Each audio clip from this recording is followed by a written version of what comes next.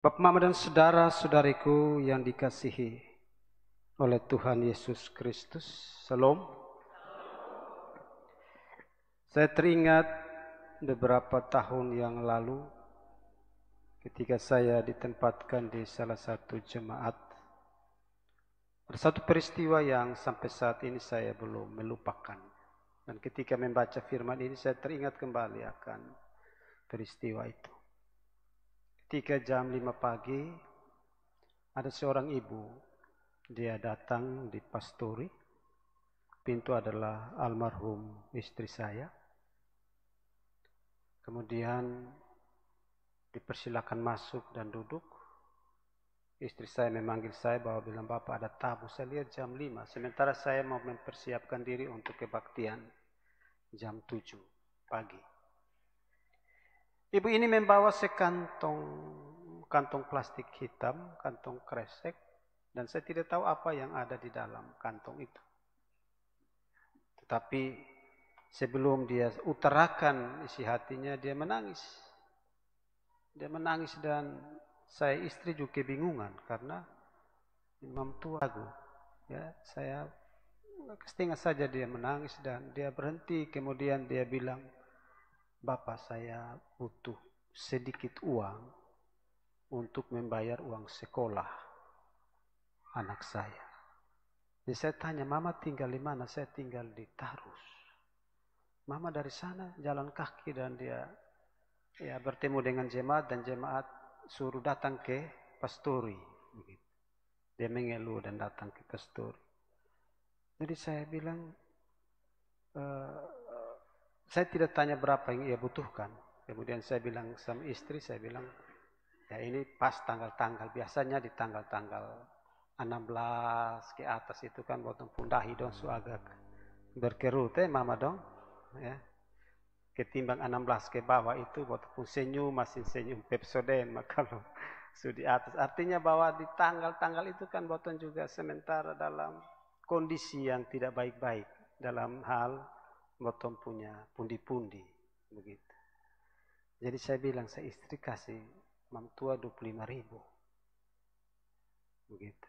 Jadi waktu istri kasih 25.000, dia diam-diam dan dia mengeluarkan sesuatu dalam kantong ini dan dia mengeluarkan satu sisir pisang. Pisang pisang kulit mentah. Tapi sudah masak betul-betul dan artinya kalau dari kondisi ini sudah tidak bisa dimakan lagi karena sudah kulitnya juga sudah hitam dan dia sudah pokoknya sudah orang timur bilang su noe paprecek lah begitu ya, untuk makan tidak mungkin. Ya, tapi itu yang dia bawa. Jadi dia kasih itu, kemudian istri ambil taruh baik-baik. Ya, sebelum berdoa, saya mau berdoa, dia bilang, "Bapak, ini kayaknya masih kurang. Jadi dia hitung dari tempat pastori ke Tarus naik oto sekian. Nah ini berarti 25.000 ini juga habis. Jadi saya bilang sama itu, tambah 25. Begitu. Imam tua bilang, "Uang kolektif kasih seru." Uang kolektif waktu pikir ke belakang. Yang penting kasih dong. Ya, kasih lagi 25.000. Saya mau doa, saya lihat di pun tangan ada begini. Ini dia hitung apa lagi? Saya pikir dalam hati, ternyata benar. Dia bilang, "Bapak, ini sudah 1 minggu potong kekurangan beras, Bapak. Kalau bisa ada Bapak tambah sedikit kok." Gitu. Lihat, Mam tua lihat beta lihat Mam tua. Kebetulan potong doi tinggal 150.000 waktu itu. Su kasih 50 toh. Mam tua kasih sudah 150. Kasih. Setelah dia keluar, saya dengan istri duduk, potong doi merenung. Merenung. Dan waktu bertanya adalah, tetapi ternyata ada orang lain yang lebih membutuhkan dari apa yang lain, yang lebih membutuhkan dari apa yang kita butuhkan. Amin kok. Ya. Ini yang terkadang kita lupa. Ya. Dalam kebaktian pertama saya bilang tadi ya, contoh kepada ibu-ibu nih, kadang-kala dong terlambat datang gereja tuh, soal dong berganti pakaian. Dong siap habis, cari pakaian di lemari, pakai habis, berdiri di cermin, kurang bagus, buka lagi, taruh, ganti lagi. Dong terlambat hanya karena bingung mau pakai pakaian yang mana. Sementara ada orang yang tidak datang gereja karena mereka tidak punya pakaian. Bisakah kita memberi supaya kita tidak terlambat datang gereja? Mama dong? Bisa? Oke lah, pulang dan bagilah kepada mereka. Tapi menurut saya ini hal yang sederhana. Kan kita membantu orang lain bukan soal kita bilang wah saya bantu dan saya tidak. Tapi bagaimana kita memberi diri kepada orang? Seperti kita memberi diri kepada Tuhan. Nah, Mama dan saudara-saudara, dari pembacaan ini sangat luar biasa menurut saya. Kalau kita lihat bagaimana Yesus bertindak dan bagaimana seorang janda, ya, seorang janda dia punya anak laki-laki, anak tunggal, meninggal. Suaminya meninggal, anaknya meninggal. Ada satu ibu pernah bilang kepada saya, Bapak, jadi janda itu banyak godaan. Saya bilang kepada dia, iya Mama, jadi duda juga banyak godaan. Jadi potong 11-12. Jadi di dalam dunia ini tidak ada yang bilang tidak ada godaan. Ya toh? Banyak godaan di sekitar hidup kita.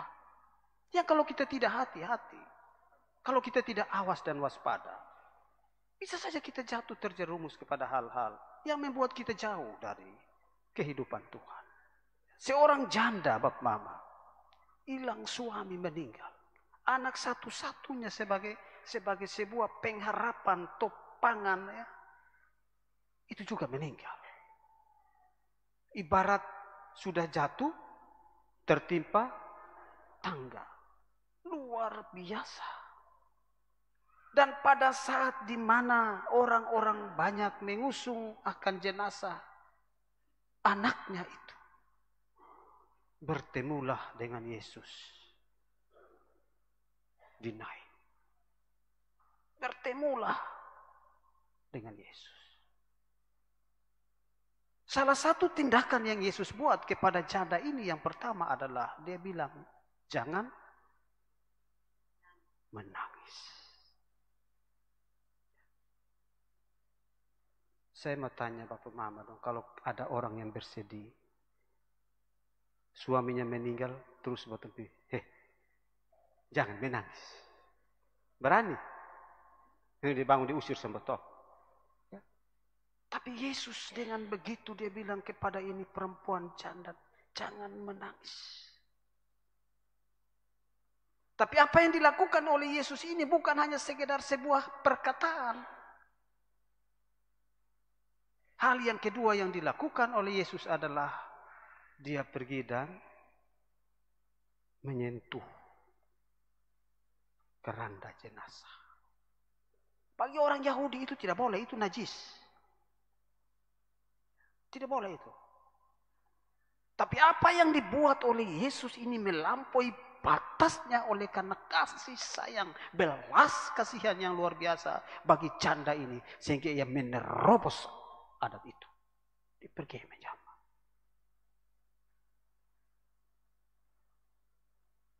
Dan yang ketiga, Bapak, Mama dan saudara-saudara, apa yang Yesus buat? Dia katakan kepada orang muda yang mati itu, hai orang muda, bangkitlah. Maka bangkitlah orang muda itu dan berkata-kata. Kebangkitan yang Yesus buat itu bukan karena iman daripada perempuan janda itu, tetapi oleh karena belas kasihan Allah terhadap perempuan itu, sehingga dia membangkitkan anak itu. Bangkitlah. Tema yang diberikan mengembalikan harapan yang sirna.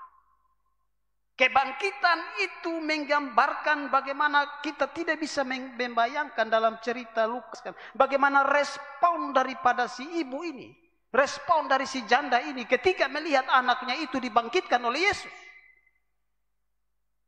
Tetapi yang dicatat adalah orang banyak. Mereka takut, tetapi juga mereka bersuka cita. Mereka bilang bahwa dia adalah seorang nabi. Dampak dari kebangkitan yang Yesus buat adalah dampak di mana orang bersyukur dan mengakui bahwa Yesus Kristus adalah Tuhan. Dari catatan sederhana ini saya mau bilang kepada kita Bapak Mama dan saudara-saudara, yang pertama adalah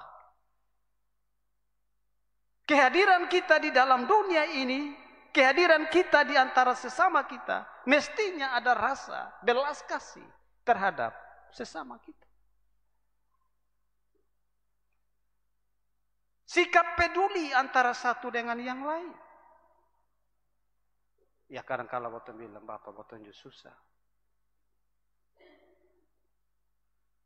Bagaimana boten susah? Boten bisa tolong orang yang susah. Tapi bukankah kita juga bisa menolong orang bukan saja pada saat kita senang, tapi justru pada saat kita juga mengalami sebuah kesusahan. Kita tidak perlu menolong yang terlalu besar. Kita tidak perlu membantu sesuatu yang orang bilang the best. Tetapi menurut apa yang menurut saya mampu, itu yang saya buat. Salah satu contoh, ketika boten bertemu di tengah jalan ada tabrakan, boten sonde tolong ko bawa pi rumah sakit, boten masih foto ko posting video, dia mati kok,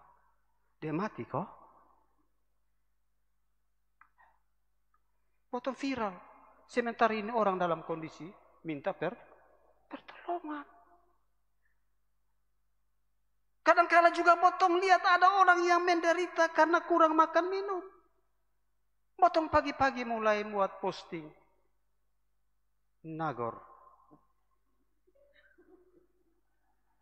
yang mau singgah.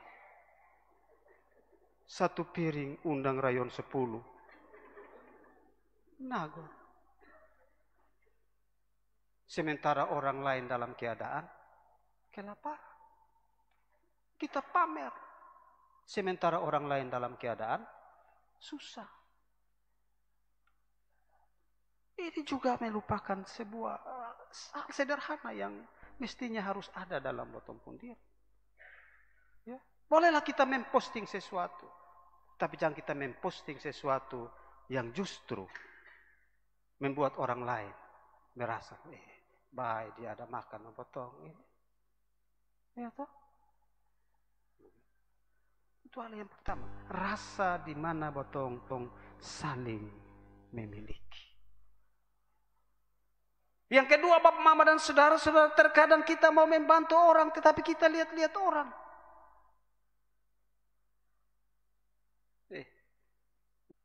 Memangnya gue pikirin masalah buat lo. Kadang-kadang botong bersikap seperti itu. Karena dia punya masalah dan saya dalam keadaan kesulitan. Bikin terus mah. Kira betoin. Apa yang Yesus buat melampaui batas-batas itu. Karena itu ketika kita juga mau bertindak, hendaklah kita bertindak dengan melampaui batas itu. Bahkan Tuhan Yesus bilang, kalau seterumu lapar, berilah dia minum. Itulah yang Yesus mau. Yang ketiga, Bapak, Mama dan saudara-saudara, Yesus menyuruh akan orang muda itu bangkit dari kematiannya. Sebagai umat Kristen, sebagai kaum bapa yang akan diperhadapkan, hendaklah juga ada keterlibatan dalam kehidupan untuk membangkitkan dalam tanda kutip. Banyak kaum bapa yang dia potong hitung jiwa di tiap hari Minggu. Ya. Jumlah jiwa ini perempuan yang paling banyak.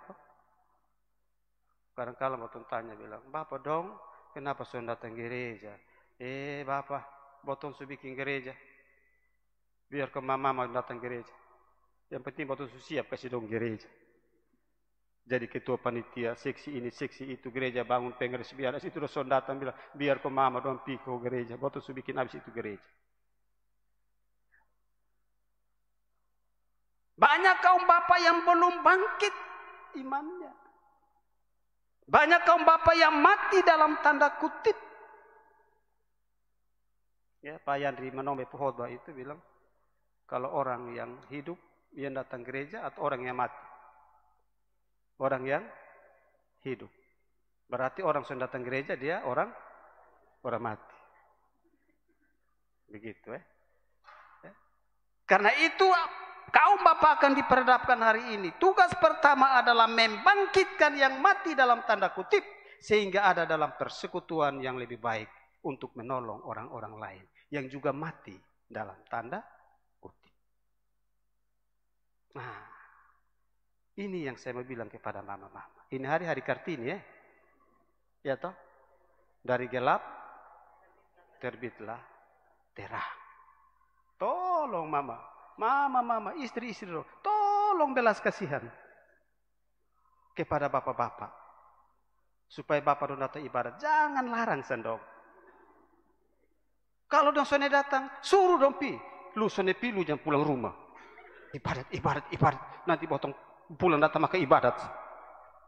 Nah, ini kekerasan, no. Kekerasan istri terhadap suami. Begitu. Jadi harus ada dukungan bagi bapak-bapak.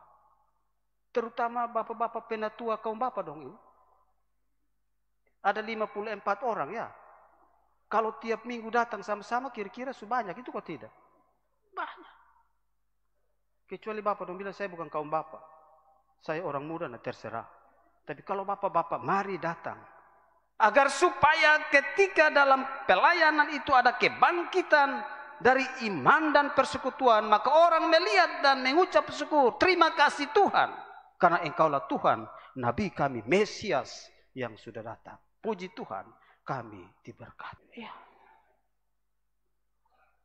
Nah, firman ini mau mengajarkan kepada kita hal-hal sederhana untuk kita lakukan.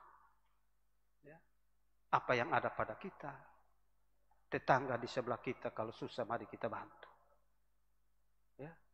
Jangan kau tetangga beli kulkas, botol yang sama di dalam freezer, botol yang kedinginan setengah mati. Tetangga beli motor, botol yang repot, ditanya dia cash, kau dicicil. Mari botol saling mendukung satu dengan lain. Kepada kaum bapak, selamat berkarya dalam kasih dan penyertaan Tuhan. Saya berharap nanti setelah perhadapan kaum bapak menjadi kaum bapak yang luar biasa, yang the best. The best karena Kristus dan Kristus kita menjadi yang the best. Bukan kita. Amin kok? Amin. Tuhan Yesus memberkati pelayanan kita semua dan kiranya pengharapan kita adalah pengharapan yang penuh dengan belas kasihan kepada sesama kita. Supaya orang lain yang terpuruk, orang lain yang merasa tertekan dalam persoalan hidup, mereka dibangkitkan, keluar dan melihat masa depan yang lebih baik karena kita yang melakukan bersama Tuhan. Amin.